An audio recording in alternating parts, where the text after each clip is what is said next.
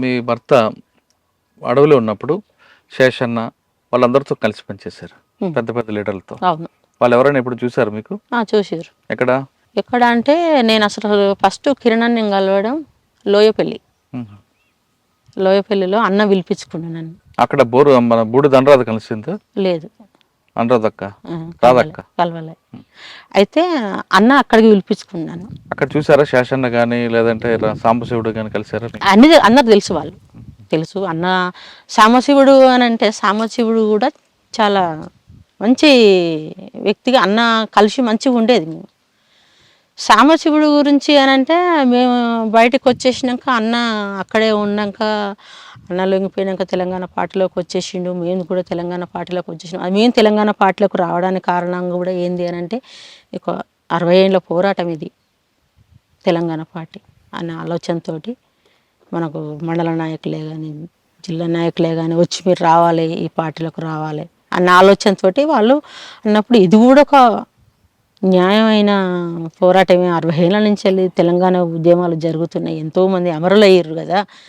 ఇలాంటి దానికి మనం పోరాటం చేయాలన్న ఆలోచనతో నేను ఆ పార్టీలోకి వెళ్ళిపోయినాం. మేము కూడా వెళ్ళిపోయి ఎంపీటీసీగా పోటీ చేసిన. ఎంపీటీసీగా పోటీ చేయాలంటే దానికి కారణం ఏంటంటే ఇక ఇదొక పార్టీ అన్నది అయిపోయింది అన్నట్టు.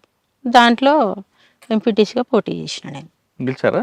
లేదు, 50 ఓట్లతోటి పోయినా. అంటే సానుభూతితోటే, నా దగ్గర పైసలు లేవు కదా, ఈయన అప్పటికే లొంగిపోయింది. అప్పుడే 2001లో ఎలక్షన్ జరిగింది, నాకు డబ్బులు లేవు కాబట్టి పెట్టంత పెట్టినాము. సానుభూతితోటే ఒడ్లు మన ఓట్లు ఎట్లా అంటే సెకండ్ స్థానంలో వచ్చేసిన నేను. అంటే ఆ సెకండ్ స్థానంలో ఎట్లా వచ్చిన అంటే హోమ్ మినిస్టర్ గారు ఊరు కదా, టీడీపీ వ్యక్తి గెలిచిండు. ఇక్కడ జర బలంగా ఉంటుంది కాబట్టి గెలిచింది. అంటే 2 ఊర్లకు కలిసి ఎలక్షన్. కాదు, మీరు బయటకు వచ్చేదాక పార్టీ ఇప్పుడు మనకు మీకు రమ్మని పిలవలేదా అన్నకు కానీ మీకు కానీ? బయటకు వచ్చేసినాక ఏం విలువలే కానీ ఏం జరుగుతుంది అనేది వాళ్ళు గమనించేది. ఏమన్నా వాళ్ళు ఇబ్బంది పెడుతున్నారు అన్నది, అంటే వాళ్ళ ఆదేశాల మేరకే మేము బయటకు వచ్చేసిండు.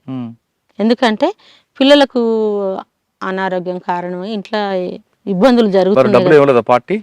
పార్టీ డబ్బులు ఎందుకు ఇస్తుంది? హాస్పిటల్ ఖర్చులు లేదు, ఎవరేమి ఇవ్వలేదు. మేమంతా గవర్నమెంట్ ఇచ్చిందా లొంగిపోయినప్పుడు? గవర్నమెంట్ ఇచ్చిందంటే రివార్డు ఏమి ఇవ్వలేదు మాకు.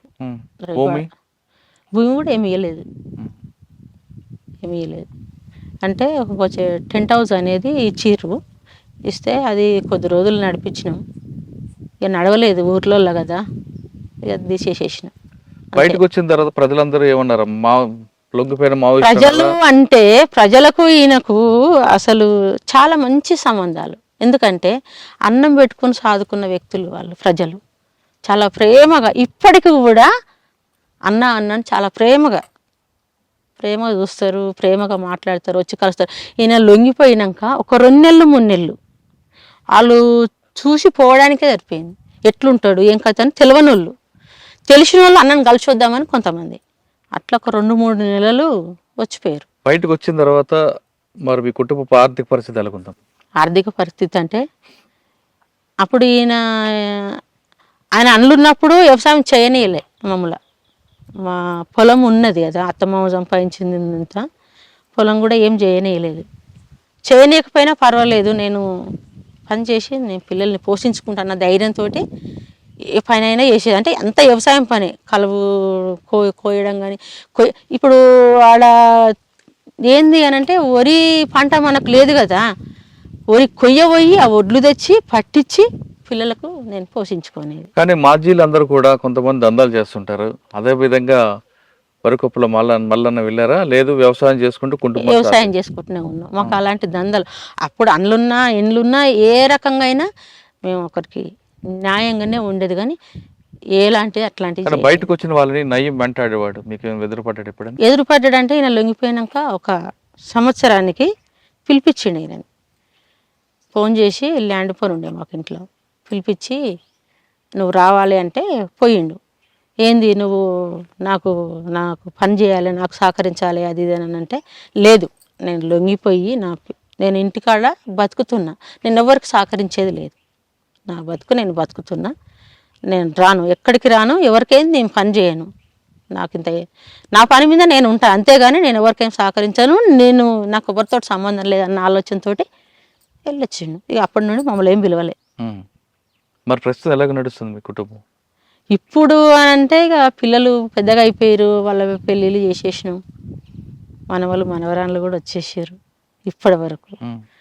ఇక మేము ఇద్దరం ఇంటి దగ్గరనే వ్యవసాయం చేసుకుంటూనే ఉంటున్నాం ఇప్పుడు.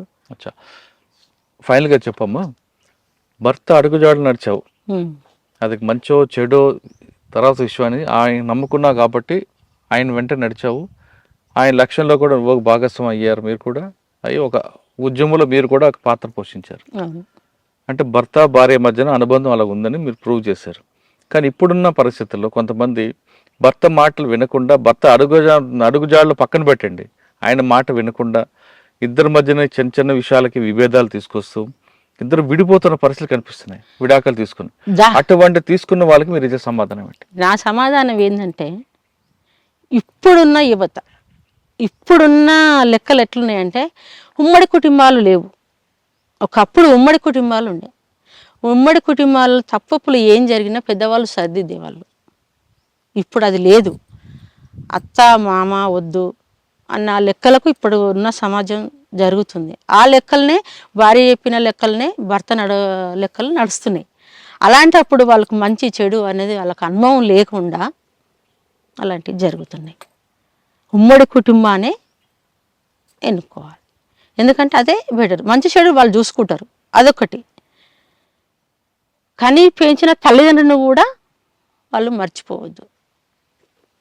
భార్యను కూడా ఎలా చూడాలని అంటే, మనం నమ్ముకొని వచ్చింది కాబట్టి ఆమెను కూడా మంచిగా చూసుకోవాలి, అంతే. ఇంకొకటి, తల్లిదండ్రిని ఎట్లా చూడాలి అని అంటే, కష్టపడి బాధపడి మా పిల్లల్ని మమ్మల్ని సాత్తారు, రేపు చేతగన్నాడు అన్న ఆలోచన వాళ్ళకు ఉంటుంది. చాలా కష్టపడి వాళ్ళు జాస్తారు, వాళ్ళ భవిష్యత్తు మంచిగా ఉండాలని వాళ్ళు కోరుకుంటారు.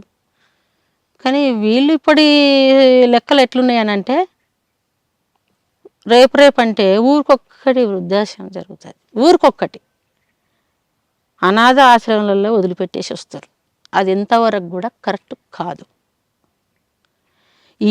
వీళ్ళకు అప్పటోళ్ళు ఉండి అన్ని రకాలుగా మంచి చెడు చెప్పారు కాబట్టి అప్పుడు మంచిగా ఉన్నాయి.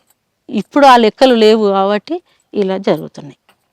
అయితే ఏం జరిగింది అని అంటే, ఈయన పిల్లల కోసం లొంగిపోవడం జరిగింది. లొంగిపోయినప్పుడు ఏమైందంటే, కేసులు ఒక 2 కేసులు బుక్ చేశారు. 2 కేసులే పెట్టినప్పుడు తీసుకొచ్చారు. అంటే ఆ లొంగిపోయడానికి ముందు రోజు నేను తన దగ్గరికి వెళ్ళాలనుకున్నప్పుడు పోచంపల్లి ఒక పోలీసు నా ఎమ్మడి ఫాలో అయిపోయారు, పట్టుకుందామని. తెల్లారితో లొంగిపోతాడు. నేను బస్సులో కూర్చున్నా, నా ఎమ్మడి ఫాలో అయ్యిండు. అయినప్పుడు నేను గుర్తుపట్టేసిన, అసలు నా గురించే ఈయన వస్తుండే అనే ఆలోచన నాకు వచ్చేసి, నేను చైతన్యపూర్ రాగానే లేచిన, తను లేచిండు. మళ్ళీ కూర్చున్నా, తను కూర్చుండు. దిల్సుఖ్నగర్ పోయినప్పుడు లేచిన, కూర్చుండు. నేను దిగినప్పుడు తను దిగిండు. నేను ఎటు వెళ్తే అటు నా ఎమ్మడే వచ్చేస్తుండు. నేను వెనక మళ్ళీ చూస్తే తను వెనక మళ్ళీ వస్తుండు. అని నేను గుర్తించిన, నా ఎమ్మడి ఫాలో అవుతారని అర్థమైంది. అయితే నన్ను గుర్తుపట్టిందని చెప్పేసి తనేం చేసిండంటే, తన అక్కడ ఉండి ఇంకో వ్యక్తిని పంపించేసినప్పుడు ఇదేదో ఉన్నట్టుందని చెప్పేసి నేను సుధా నరసింహుల హాస్పిటల్ అని ఉండే, అక్కడికి పోయి నేను తప్పించుకొని ఒక ఆటో పిలిపించుకొని అక్కడ కూర్చొని నేను వెళ్ళిపోయాను. నిన్న దగ్గరికి వెళ్ళిపోయినాక కూడా మళ్ళీ తెల్లారి ఒక వ్యక్తిని కలిసేది ఉండే. మనం కలవాలి అని అనుకున్నప్పుడు కోటికి వచ్చినప్పుడు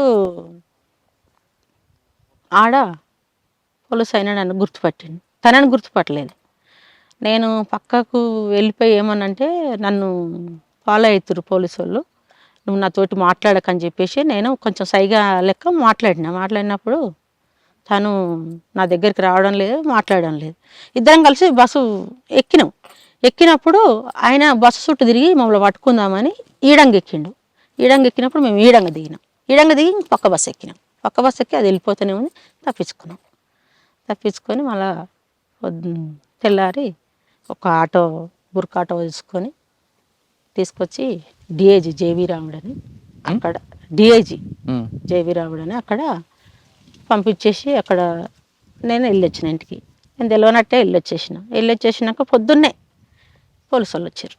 మీ ఆయన లొంగిపోయిండమ్మా, ఒలిగొండలు ఉండు, నైట్ తీసుకొచ్చినామని వచ్చేసారు. నేను అప్పుడు ఒలిగొండకి వెళ్ళిపోయాను. వెళ్ళిపోయి చూసి కలిసి మాట్లాడినా సరే. మళ్ళీ ఇంటికి వెళ్ళేసి వచ్చిన. మళ్ళీ తెల్లారి మళ్ళీ పోయినప్పుడు కూడా వాళ్ళు ఏమన్నారు అని అంటే, మరి ఏమైంది సార్, కోర్టుకు హాజరుపరుస్తుర్రా, నాకు పంపించేస్తుర్రా అని అంటే, మేము రేపు చెప్తామని చెప్పారు. ఆ రోజు కూడా పంపించలేదు. మళ్ళీ తెల్లారి కూడా మళ్ళీ పోతే ఏమైంది సార్, ఇంటికి పంపిస్తుర్రా లేకపోతే కోర్టుకు హాజరుపరుస్తుర్రా అని అంటే ఏం సమాధానం లేదు. నేను విలేకరుల దగ్గరికి పోయి విలేకరులను తీసుకొని అక్కడికి పోయినప్పుడు, ఏందమ్మా నువ్వు విలేకరులను తీసుకొని ఇక్కడికి వచ్చినవి ఏంది అని అంటే, లేదు మా భర్త లొంగిపోయింది కదా, నాకు పంపిస్తలేరు, కోర్టుకు హాజరుపరుస్తలేరు, ఏందనే ఆలోచనతోటి నేను తీసుకొచ్చినాను అన్నప్పుడు, అప్పుడు డిఎస్పీ గారు రవీందర్ రెడ్డి సరెండర్ చేశారు. రవీందర్ రెడ్డి, ఈ శ్రీనివాసు నాయుడు, రావణపేట సిఐ వీళ్ళందరూ వచ్చేసి ఏందమ్మా ఇట్లా అట్లా అంటే, ఇప్పటికన్నా మంచిగా ఉండు అది ఇది అని చెప్పేసి వాళ్ళు మాట్లాడినప్పుడు, ఇక నేను ఇంటికి తీసుకొని వచ్చినప్పుడు జనాలకు ఎట్లుందంటే, అందులో ఉన్న మనిషి డైరెక్ట్ నడుచుకుంటూ వస్తుండు, అసలు ఏంది అనేది జనాలంతా ఇట్లా చూడడం అనుకోకుండా వచ్చేస్తుండు. కాబట్టి అట్లా ఒక 2 నెలల తర్వాత మళ్ళా కోర్టుకు రిమాండ్ పంపించేసారు. 14 కేసులు పెట్టిరు. అప్పుడు 14 కేసులు పెట్టినప్పుడు ఏం చేయాలి, ఎవరు లేరు నాకు తోడు, నేనే ఆ 14 కేసులకు 3 లాయర్లను పెట్టిన. 3 లాయర్లను పెట్టి బెయిల్ తీసుకొచ్చిన. 3 లాయర్లను పెట్టి ఇక్కడ పిల్లల్ని చూసుకోవాలి, అక్కడ తనని చూసుకోవాలి, అక్కడ ఒక ట్రాక్టర్ ఉంటే ట్రాక్టర్ కూడా సీల్ చేసేసారు. ట్రాక్టర్ కూడా సీల్ చేసినప్పుడు దానికి కూడా అప్పీలు పెట్టుకొని ట్రాక్టర్ కూడా బయటకు తీసుకొచ్చిన. ఎన్నో సీల్ అయినాయి కానీ బయటికి రాలే, నేను తీసుకొచ్చేసిన. అది ఎందుకంటే ఇక నేను చాలా కష్టపడ్డా, అదే మాకు ఆధారం అని. అంటే అట్లాంటి చాలా జరిగినాయి, చాలా ఉన్నాయి. అది చిన్న చిన్న విషయాలకే విడాకుల వరకు రావడానికి ప్రధాన కారణం ఉమ్మడి కుటుంబ వ్యవస్థ పూర్తిగా చిన్నాభిన్నం అవ్వడం అంటున్నారు సత్తమ్మ. ఆమె చెప్తున్నట్లుగా గతంలో ఉమ్మడి కుటుంబం ఉంటే అత్త, మామ, ఆడబడుచు, పిన్ని, చిన్నాన్న వీళ్ళందరూ ఉండేవారు. ఎవరైనా భార్యాభర్తల మధ్య చిన్న చిన్న విభేదాలు వస్తే వాళ్ళందరూ కూర్చొని ఆ సమస్య పరిష్కరించేవారు. కాబట్టి ఎలాంటి ఇబ్బంది లేకుండా ఆ కుటుంబం సజావుగా సాగేది. కానీ ఆ కుటుంబం ఉమ్మడి కుటుంబం చిన్నాభిన్నం అవ్వడంతో ఇటువంటి సమస్యలు భూతుద్దలను చూసుకొని భార్యాభర్తల మధ్యన దూరం పెరిగి విడాకుల వరకు వస్తుంది అంటున్నారు సత్తమ్మ అలియాస్ జ్యోతక్క. ఆమె చెప్తున్నట్లుగా ఇప్పటికైనా కుటుంబం పెంచండి, ఉమ్మడి కుటుంబం ఉండండి, అమ్మ నాన్న అందరితో కలిసి ఉండండి. మీ కష్టాలని వాళ్ళు షేర్ చేస్తుంటే వాళ్ళతో పంచుకుంటే ఖచ్చితంగా దాని సమస్యకు పరిష్కారం దొరుకుతుంది. కానీ పంచకుండా మీలో మీరే మదన పడితే ఖచ్చితంగా విడాకుల వరకు వస్తుంది. తర్వాత కొంతమంది ఆత్మహత్య వరకు వెళ్తున్నారు. ఆత్మహత్య చేసుకోవడం పెరుగుతాను అంటూ జ్యోతక్క చెప్తున్నారు.